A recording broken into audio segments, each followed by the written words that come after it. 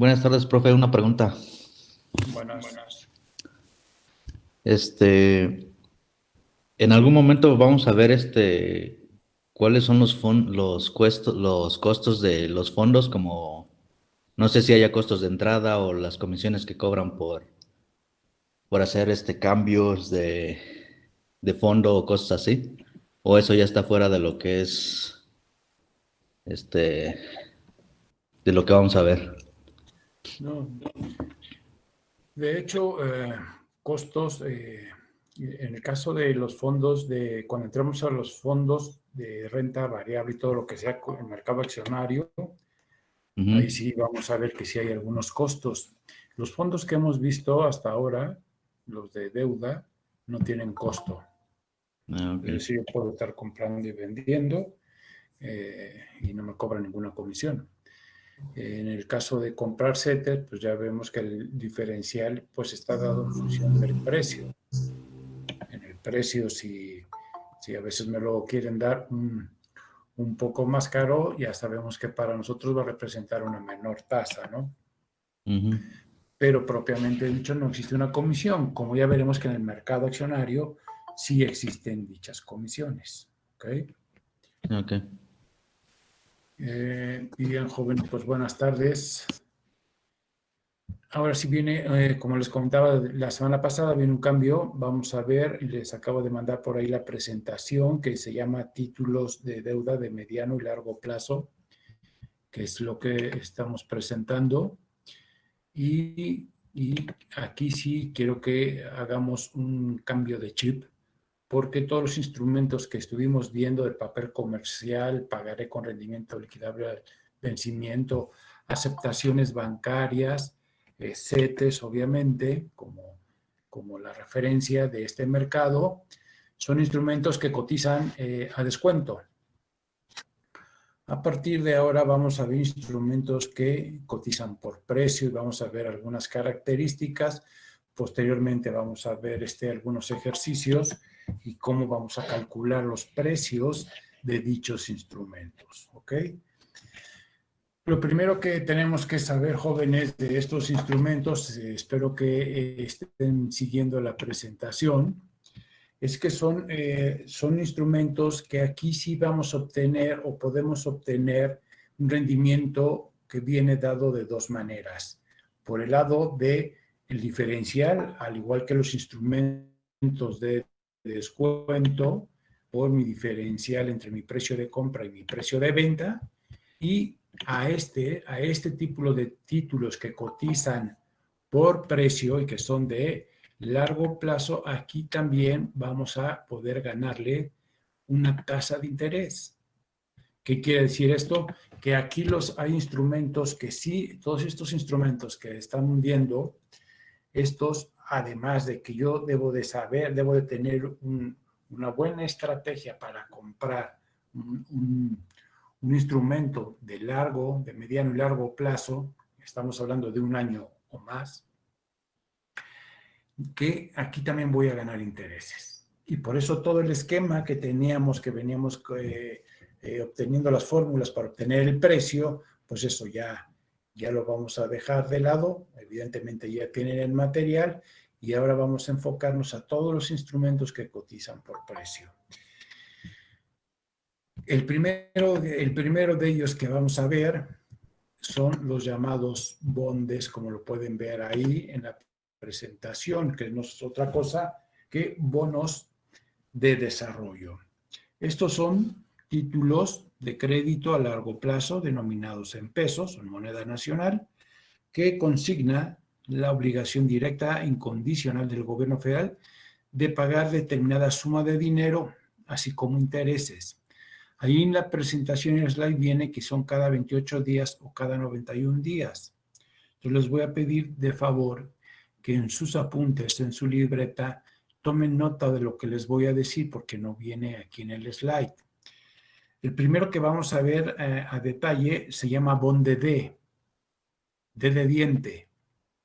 Este bonde que aplica ya todo lo que están, todas las características que están viendo aquí en el slide, además de otras características. Primero, que el Bonde D me va a pagar los intereses cada 28 días.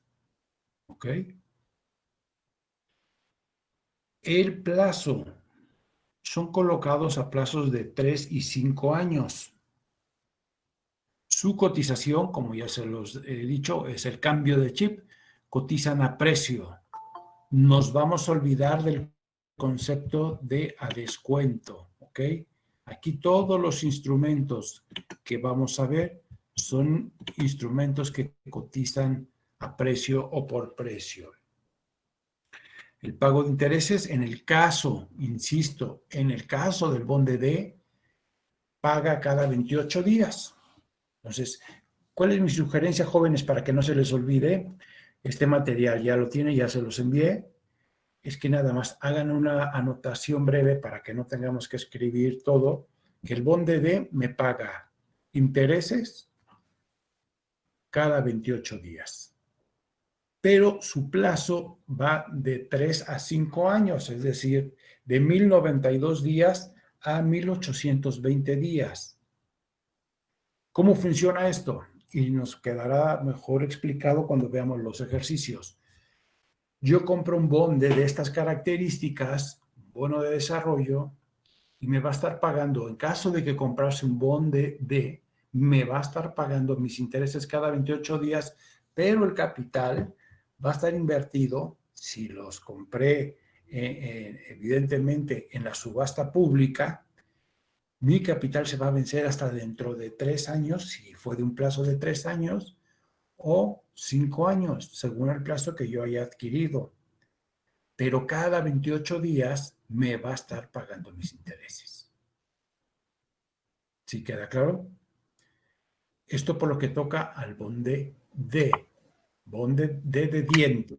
¿Ok? ¿Dudas hasta aquí? No, profe. No, profe. Dentro de este mismo bonde vamos a ver otro más que se llama bonde T, T de tío. Tiene las mismas características que les acabo de mencionar, valor nominal 100, los aplica todo eso, solo que el bonde T, como lo pueden ver ahí, en lugar de que me pague los cupones cada 28 días, es decir, que me pague los intereses cada 28 días, me los va a estar pagando cada 3 meses, es decir, cada 91 días. ¿Ok? Puedo comprar un bonde T, T de tío, y voy a estar cobrando intereses cada 3 meses, y si lo compré a 3 años, mi capital va a estar invertido durante 3 años, salvo, ojo, que lo venda en el mercado secundario. También hay mercado secundario aquí, como los ejercicios que ya hemos visto en los instrumentos que cotizan a descuento, también hay mercado secundario para los instrumentos que cotizan por precio. Tienen las mismas características que el bonde D, salvo, insisto, el corte de cupón, que es cada 91 días. La garantía la da el gobierno federal. El rendimiento, pues ya sabemos, está dado por mi diferencial entre mi precio de compra y mi precio de venta, más una tasa de interés. ¿Ok? Valor nominal, como lo pueden ver ahí, es de 100 pesos. ¿Dudas con el bonde T de Pío? No, profe. No, profe. No, todo bien. Perfecto. Y por último vamos a ver el último bonde dentro de este mismo slide para que también tome nota. Llevamos el bonde D, el bonde T y ahora el bonde 182. El bonde 182 ya se lo imaginaron. Este me paga efectivamente cada 182 días, es decir, me hace un pago. Me hace 2 pagos al año, nada más. Y tiene los mismos plazos de 3 y 5 años. Tiene el mismo mecanismo de colocación, subasta pública, garantía del gobierno federal, todo es lo mismo, valor nominal 100 pesos. La única diferencia con los que hemos visto hasta ahora es que en lugar de que nos pague a 28 o a 91 días, esto nos paga a 182 días. Y como se lo pueden imaginar, 182 días significa, si yo compro un bond de 182 días, significa que me va a pagar un poco más de tasa de interés que los bondes D o los bondes T.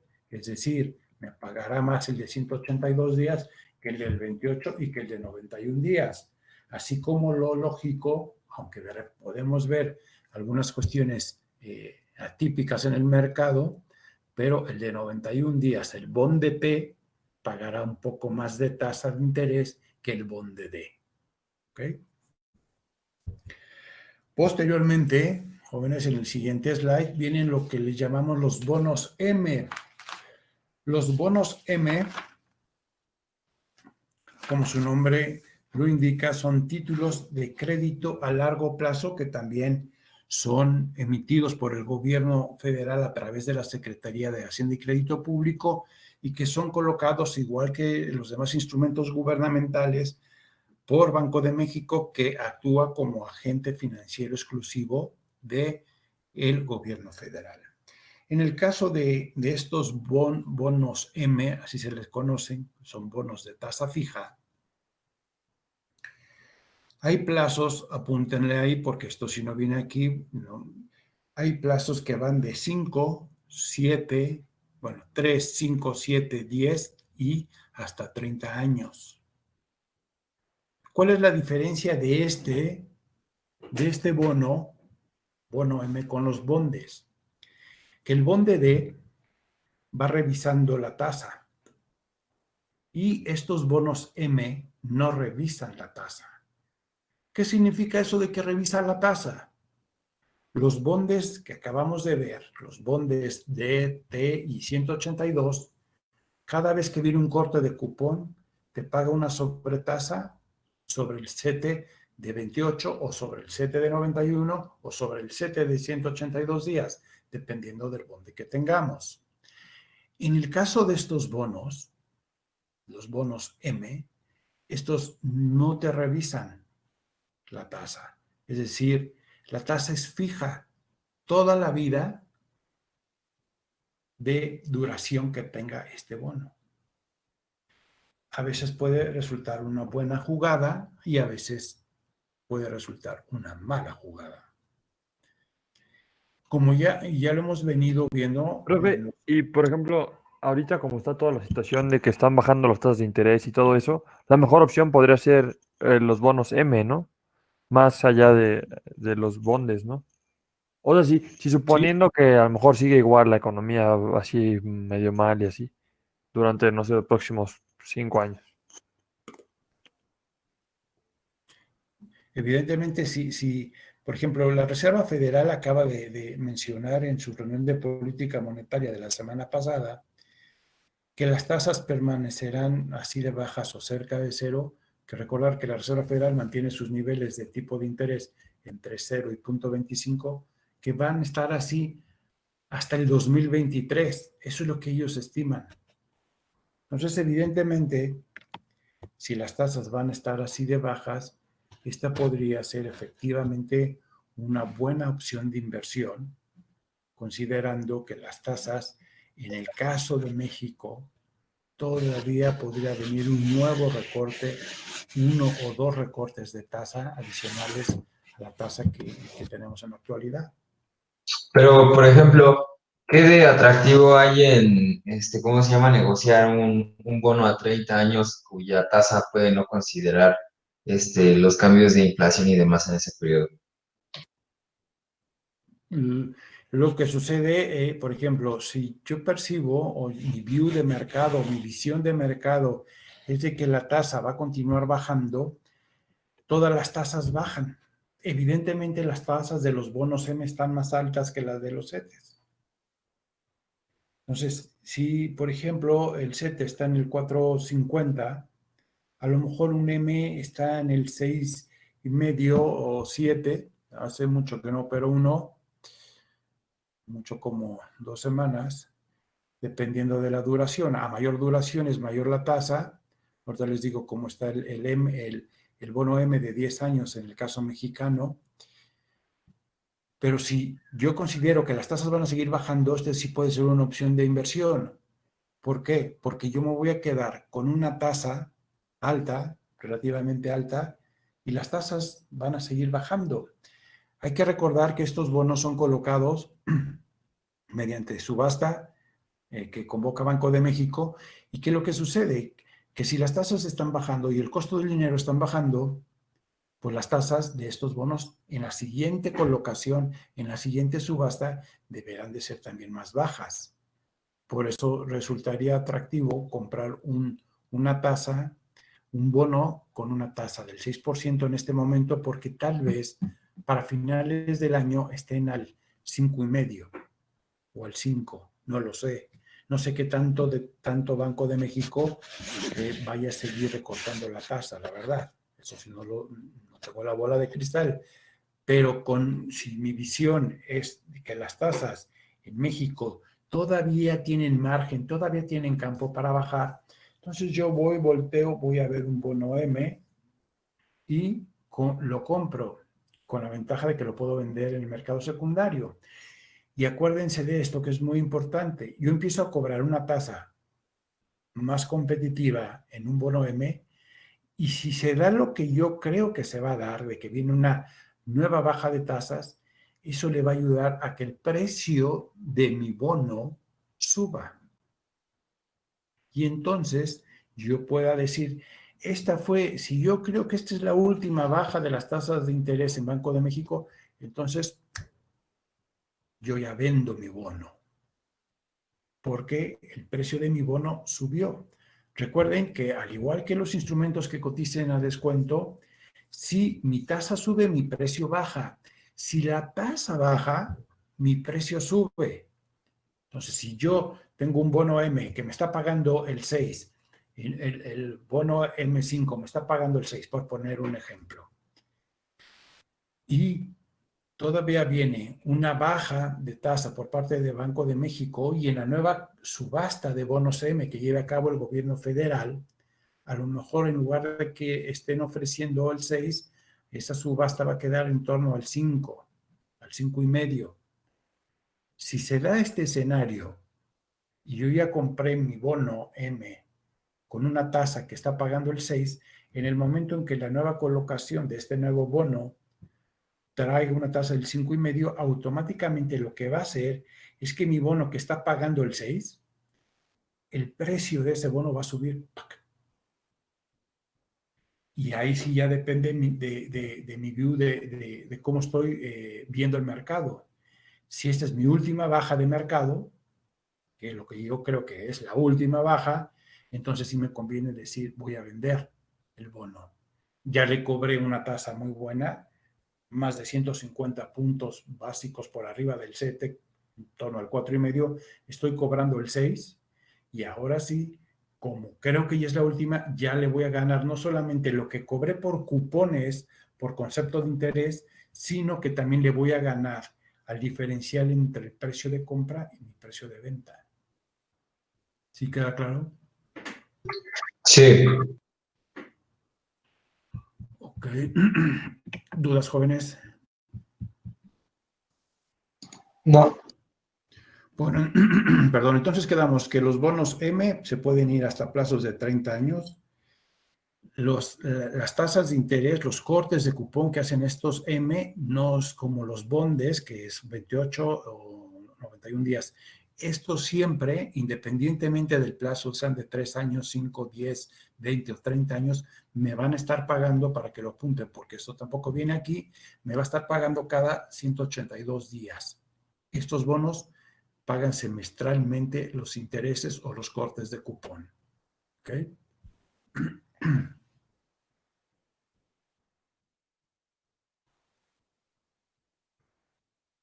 Vamos con los famosos UDI bonos. Los UDI bonos, como se acuerdan, que ya vimos qué es eso de los UDI bonos. Bueno, estos títulos, que también son de mediano y largo plazo, no están denominados en moneda nacional o en pesos mexicanos, como ya se lo imaginan, sino que están denominados en unidades de inversión. Y aquí el gobierno consigna la obligación de pagarnos una tasa de interés semestral, es decir, van a ser 2 cortes de cupón al año, más un capital ajustado por el valor de la UDI al vencimiento del título. En el caso del valor nominal de los UDIbonos jóvenes, no son 100 pesos, son 100 UDIs y se calcula todo mediante UDIs. El rendimiento también está dado por mi diferencial entre mi precio de compra y mi precio de venta y además la tasa real. ¿Qué significa esto de la tasa real? Que los UDIbonos me van a estar pagando un overhead o una sobretasa sobre la inflación. Pero ojo, y eso es lo que quiero que vean. Bueno, todos podríamos pensar que, bueno, si la inflación este año a lo mejor va a estar en torno al 3.8 o al 4%, a lo mejor un UDIbono me estaría pagando el 4,5, el 5%, dependiendo del plazo. Generalmente los plazos que hay para los UDIbonos son 3, 5 y 10 años. No hay de mayor plazo porque como no tratar de ver el impacto de la inflación más allá de esos 10 años, pues efectivamente ya es muy complicado. Sería más bien como un atínale. Que entonces son 3, 5 y 10 años, nada más en el caso de los UDIbonos. Sin embargo, hay momentos en los que los UDIbonos pueden resultar una muy buena opción de inversión y hay momentos en los que los UDIbonos no resultan tan atractivos. Generalmente los UDIbonos jóvenes resultan muy atractivos cuando estacionalmente vemos que la inflación tiende a ser elevada. Cuando se presentan las inflaciones elevadas, normalmente, por ejemplo, en agosto-septiembre, cuando inician los cursos escolares, porque generalmente, y hay que decirlo, bueno, este año ha sido atípico por la cuestión de la pandemia, pero generalmente vienen nuevas tarifas de inscripción y suben las mensualidades y sube todo lo relacionado con la educación. Entonces la inflación tiende a ser más alta. Otro periodo en el que también es más alta la inflación es cuando se acerca final de año, noviembre, diciembre, como hay un mayor circulante por el pago de bonos, de aguinaldos, de fondos de ahorro, etcétera, etcétera. Entonces, al haber un mayor circulante, se genera una mayor presión inflacionaria. Estacionalmente son esas temporadas del año en las que la inflación tiende a ser más alta, aunque insisto, esta temporada, bueno, no esta temporada, este año no ha sido así. Bueno, todavía no tenemos el dato de la primera quincena de septiembre en tema de inflación. Probablemente no sea tan alta la inflación porque aparentemente no hubo incrementos en el tema de todos los temas relacionados con la educación, por lo mismo de que ahora las clases son como las estamos tomando, a distancia o en línea, y entonces las escuelas han ajustado también las colegiaturas a que no suban o que suban menos de lo que subían estacionalmente año con año. Y otra de las características que tienen estos UDIbonos es que, bueno, me protegen el dinero, me protegen mi dinero de la inflación, lo cual es una buena opción. Sin embargo, hay que tomar en cuenta que a veces los UDIbonos o aquellos instrumentos que están indexados a la inflación, es decir, todo lo que tenga UDIs, puede ser que se queden cortos. ¿Cortos en qué sentido? Lo que vimos, por ejemplo, el año pasado. El año pasado la tasa de los CETES, por ejemplo, era mucho más atractiva que los UDIbonos, porque si la inflación era baja y apenas me pagaba una sobretasa, pensando que si la inflación fue del 3%, por ponerle un número, a la inflación del año pasado. Luego les digo exactamente cuál fue. Yo le subo el 1, queda el 4%, y sin embargo yo pude estar invirtiéndome en tasas a nivel del 7%. Evidentemente, era mucho más atractivo estar invertido en un CETE o en un bono M o en un bonde que en un UDIBono, porque la tasa real que traían aquellos instrumentos es más alta de lo que me podían pagar los UDIBonos. ¿Qué sucede en la actualidad? ¿Qué va a pasar? Que las tasas de los instrumentos que les hacía mención, como el CETE, como los bondes, como los M's, van a tender a seguir bajando, y entonces aquí el UDIBono se vuelve atractivo, se vuelve más competitivo. ¿Por qué? Porque puede llegar a ser más alta la tasa que me pague el UDIBono. Recuerde que siempre me van a pagar la inflación más algo más. En cambio, si la inflación, vamos a poner este escenario, quedase en un 4% este año, o cerca del 4, entre un 3 y un 4, y si los CETES quedan al 4, pues la verdad es que además hay que quitarle lo del impuesto que nos retienen, pues ya no me resulta atractivo. En cambio, el UDIBono sí puede resultar una muy buena opción, porque me va a estar pagando la inflación más un premio por default. Los otros instrumentos pues se van a seguir moviendo conforme se mueva el costo del dinero, y a lo mejor la inflación y la tasa de esos instrumentos queda empatada, e inclusive ha habido periodos o etapas en que la tasa real de esos instrumentos, del CETE, insisto, del bonde, queda por debajo de la inflación. Es decir, que ni siquiera sirvieron estos instrumentos para protegerme de la erosión que provoca la inflación. ¿Sí queda claro?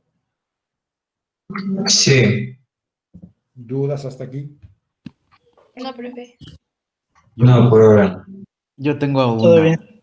A ver. Si quisiera averiguar yo, cómo se determinan las tasas, porque depende del gobierno, ¿verdad?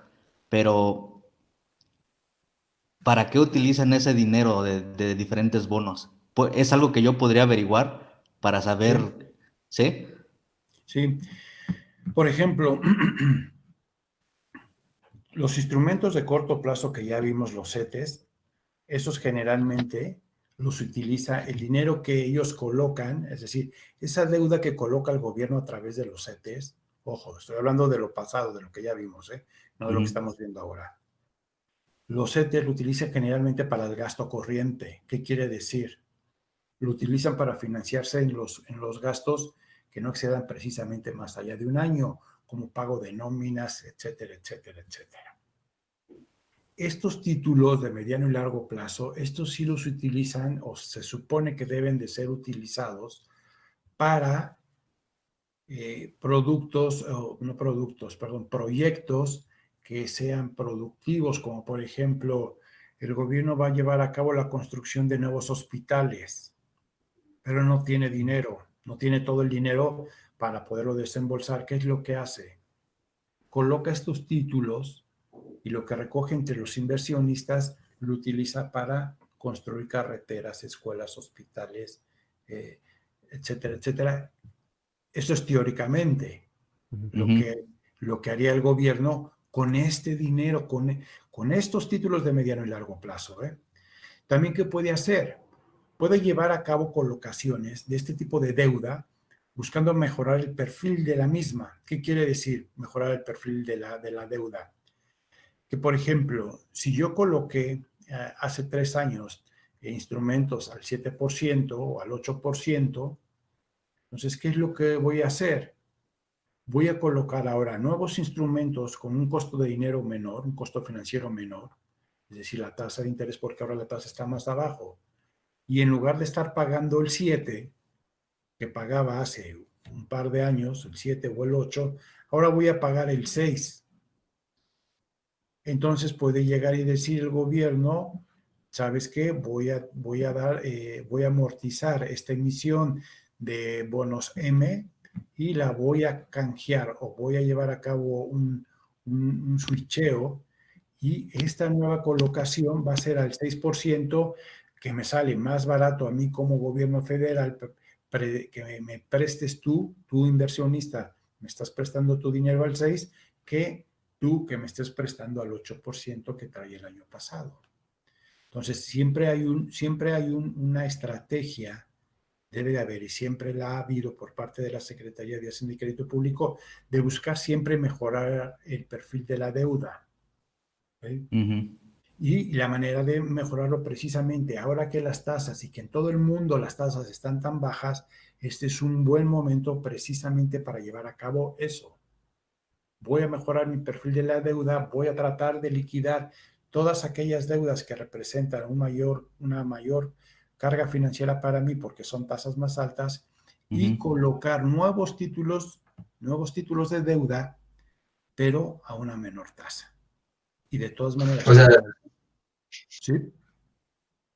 que literalmente cueste menos el hecho de tener que pedir dinero, ¿no? Exactamente, exactamente. Hagan de cuenta, y eso lo podemos ver con nosotros como si fuésemos deudores. Si yo tengo una tarjeta de crédito que me está cobrando, bueno, las tarjetas ya sabemos que cobran muchísimo, el 50%, y me encuentro con una tarjeta, una promoción de otro banco que me dice que por pasar mi deuda de esa tarjeta, que me cobra el 50%, a esta otra deuda que me cobra el 30%, pues por supuesto que me conviene. Si es que no voy a poder pagar, bueno, lo idóneo, lo deseable es que no debieran la tarjeta de crédito. Pero si no puedo liquidar por lo que ustedes quieran y manden todo lo que debo en la tarjeta, sí debo buscar mejorar este perfil. Y si de repente yo entro y veo que hay otro banco que me ofrece una tarjeta con un menor costo financiero, un menor CAT, entonces lo que tengo que hacer es cancelar esta tarjeta y trasladar la deuda de esta a esta. Es lo que hace el gobierno federal también. Buscar la manera en que pague lo menos que se pueda, porque al final, pues es el dinero de todos nosotros y tiene que tratar de darle el mejor manejo óptimo, aunque sean políticos, ni modo, pero al menos tienen que buscar la manera en que el costo financiero del servicio de la deuda sea el más bajo posible, o sea, el menor posible. Cuando se presentan fenómenos como el que estamos viendo, que en todo el mundo las tasas de interés están cerca de cero, pues este sí es un buen momento, insisto, para poder colocar nueva deuda pagando la deuda anterior. Eso se le llama mejorar el perfil de la deuda. ¿Ok? Okay. ¿Más dudas, jóvenes? No. ¿No? Bueno, ahora vamos a ver el siguiente. Déjame prender la luz.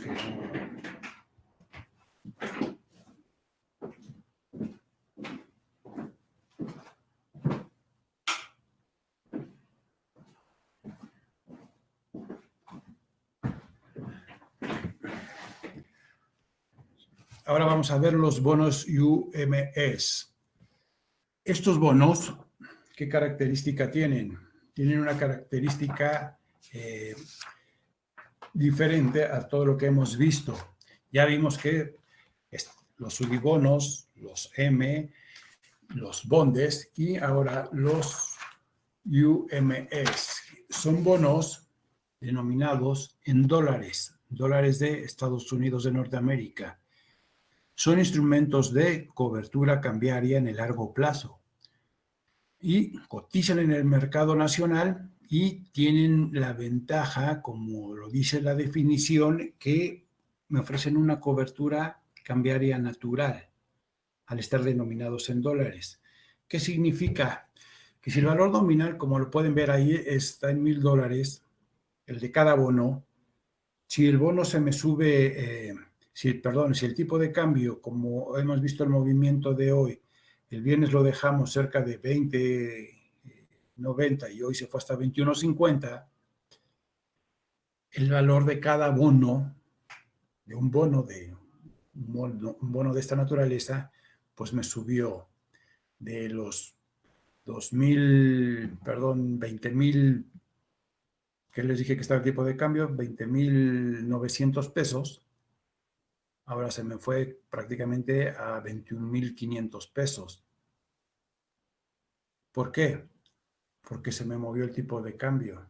Entonces, automáticamente la ventaja de este instrumento, y que lo utilizan mucho los extranjeros, es que vienen a comprar este tipo de bonos porque les protegen de su inversión en dólares. Y ofrece, evidentemente, una tasa más alta de lo que pagan en Estados Unidos. Ojo, las tasas en estos bonos no son tan altas como la de los bonos M, porque estos van denominados en dólares. Entonces, evidentemente, tienen una tasa más baja que la de los bonos M, pero más alta que la de los Treasury Bills en Estados Unidos. Luego, entonces, por eso se vuelve atractivo el estar invirtiendo para los extranjeros principalmente en este tipo de bonos, porque además de que sus dólares están protegidos, les pagan una mayor tasa de lo que podrían conseguir invirtiéndolo en Estados Unidos. ¿Qué otra característica tiene? Bueno, hay plazos igual de 5, 7, 10 y hasta 20 años. Se pagan los intereses, ya sabemos, igual que los que hemos estado viendo, cada 182 días, es decir, y tienen una característica también diferente, que los hace diferente a lo que hemos visto. En el bono M decíamos que la tasa era fija y en los bondes D la tasa es variable y se va revisando cada vez que hay corte de cupón. En estos bonos UMS podemos encontrar de las dos modalidades. Puedo encontrarme con bonos UMS que me pagan una tasa fija y no se mueve a lo largo del plazo, o bien puedo encontrarme con un bono UMS que sí tiene una tasa revisable. Eso, evidentemente, a la hora de colocarlos, lo que hace la Secretaría de Hacienda y Crédito Público es ver cuáles son las condiciones o las características que hay prevalecientes en el mercado para determinar cuál de los dos bonos tendría una mejor acogida en el mercado y para buscar colocar precisamente esa deuda. En la actualidad se están colocando de tasa fija. ¿Okay? ¿Dudas con este? No. Una de las características, si quieren ya con este último de los BPA le dejamos, pero una de las características que tienen es que este mercado, para mí, punto particular de vista, este es el mercado que menos se ha democratizado. ¿Por qué? Porque para poder participar en este mercado, sí, aquí sí sigue siendo necesario contar con volumen, es decir, con dinero. Para yo poder ponerme un corro para comprar cualquiera de estos instrumentos, de estos títulos de mediano y largo plazo, yo le hablo a mi mesa de dinero y le digo, oye, quiero que me cotices para un cliente un bono M5, y me dice, lo menos que te puedo recibir es 1 millón de pesos y te tienes que subir a un corro. Y después vamos a ver qué es eso del corro. Me tengo que casi que alinear a quienes están comprando con la misma tasa que ellos están comprando. Esa es la única característica, y es que por el tipo de instrumento no se ha podido decir, oye, yo quiero comprar un bono M5 y tengo 100,000 pesos. En este mercado todavía no ocurre. La única manera es precisamente a través de los fondos de inversión, que esos fondos de inversión sí tienen dentro de su panza estos bonos de largo plazo, mediano y largo plazo. Bueno. Pero entonces estos, o sea, por la forma en la que operan y demás, muestran un rendimiento mayor a los de corto plazo, ¿sí, verdad? Sí, por supuesto. Sí, por supuesto. Sí, no, totalmente. Sí, pagan bastante más, tienen mucho apetito, hay mucho apetito por los inversionistas, principalmente institucionales. ¿Qué quiero decir con institucionales? Por ejemplo, una Afore, que la masa que está manejando de dinero, esta masa que es de largo plazo, no todos se van a pensionar en una semana. ¿Qué es lo que hacen las Afores? Compran este tipo de instrumentos de largo plazo, buscando ellos ganar también. La Afore busca evidentemente un rendimiento, pero también buscan, ya ven que tienen que competir también entre ellas. Entonces ellos también tienen que estar llevando a cabo una estrategia a ver cuál de las tasas para pues, poder tener más afiliados, cuál de esas Afores tiene el mayor rendimiento. Y ellos lo que hacen es precisamente estar haciendo trading. Ellos sí pueden hacer mucho trading, es decir, estar comprando y vendiendo en el secundario porque manejan una gran cantidad de dinero. Y ahora con la nueva reforma que les hicieron, seguramente van a poder manejar más dinero. Y eso debe de traducirse, debe de verse reflejado en beneficios para el que está inscrito en la Afore. Otros organismos que utilizan este tipo de instrumentos, por ejemplo, son los fondos de pensiones.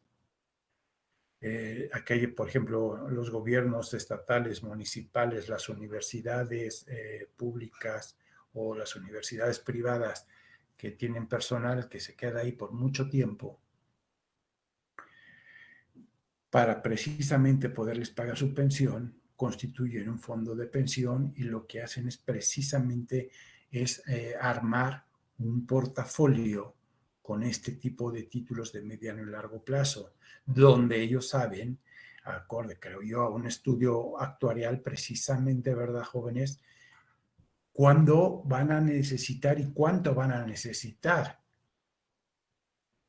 Y entonces, con base en esta información, desarrollan un portafolio donde meten todo este tipo de instrumentos para que precisamente a la hora que llegue el momento en que se empiecen a presentar el tema de las pensiones, pues tengan la liquidez y tengan el rendimiento suficiente para pagarle a los afiliados a este fondo de pensiones.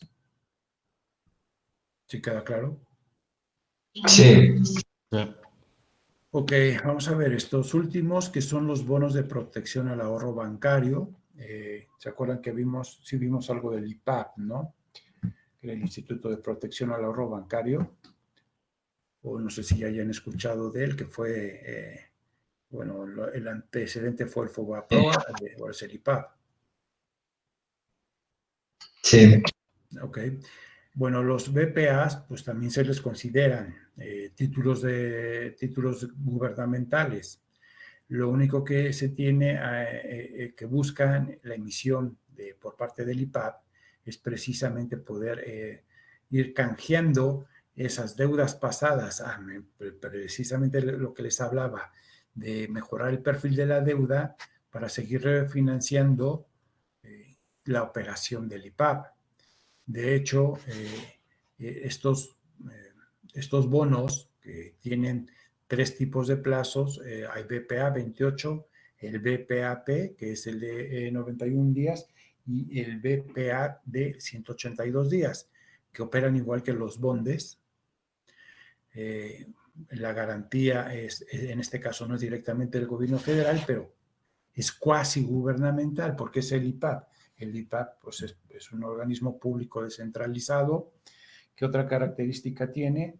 Los plazos van de 3 a 5 años y van muy pegados a lo que va pagando, generalmente pagan un poquito más estos que los bondes, un poquito más, pero van muy pegadas a las tasas que van pagando ambos instrumentos, el BPA y el bonde. Entonces también, nada más para resumir y que lo apunten, hay BPA de 28, BPA de 91, que es el que se conoce como T, igual que el bonde T, y BPA de 182 días, ¿ok? Y ya nada más para finalizar, hacerles un comentario al calce. El IPAP hace poco precisamente tuvo que entrar, ahora sí que al quite, a cumplir sus funciones con la liquidación de un banco que se declaró en insolvencia. ¿Sí saben de qué estoy hablando? Ah, sí, bueno, no recuerdo el nombre del banco, pero creo que sí, por ahí andaba la noticia. Les voy a dar un tip. También venden muebles. Ah, sí. ¿Cuál? ¿FAMSA? Tiendas que venden FAMSA, efectivamente, muy bien, Jimé. FAMSA entró en un proceso de liquidación porque pues quebró, malos manejos y afortunadamente existía el IPAP. Ahora, que esto que ya vimos del IPAP, el IPAP te protege o te cubre, si mal no recuerdo, hasta el equivalente a 400,000 UDIs. Si has tenido más de 400,000 UDIs, ahí, bueno, pues ahí sí ya la situación se vuelve un poquito más complicada. Habría que iniciar otro tipo de proceso. Y bueno, con esto le dejamos por hoy. No sé si tengan alguna otra duda o comentario, jóvenes. No, por ahora no, gracias. Ok, pues entonces mañana nos volvemos a conectar, jóvenes. Hasta luego. Gracias, profesor. Hasta luego, profe. Buenas noches. Buenas noches. Buenas noches, profesor. Buenas noches. Gracias, profe. A ti. Gracias, profe. Buenas noches. Buenas noches.